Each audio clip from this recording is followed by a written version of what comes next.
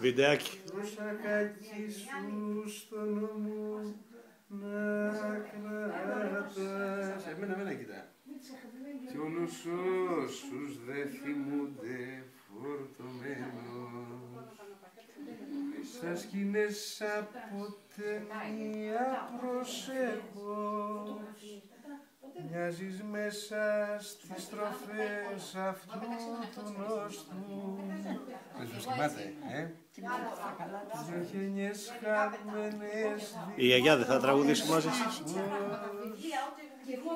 Η Αθήνα μια μητρόπολη του κόσμου.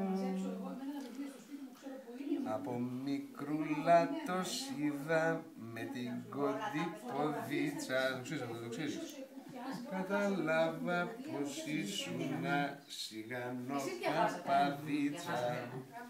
Κατάλαβα πως ήσουνα σιγανό παπαδίτσα. Γεια σου, παπά.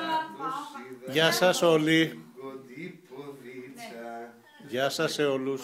Γεια σου, παπά. Χρόνια Χρόνια πολλά. πολλά. Πάμε μακριά, σ' άλλα μέρη, σ' άλλα μέρα. Έχει τα φωτικά.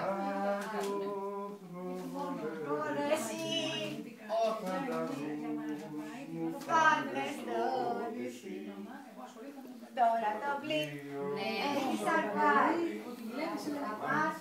Σβήνει στεριά, μες στα κατάρτια περνούνε οι γλάροι κι εγώ σου λέω έχε γεια.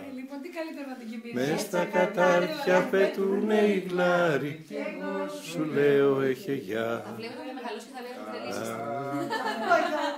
Γιώργο, ξέρεις ποιο θέλω να μου πεις αυτό που τα άκουσα χθες το βράδυ, που λέει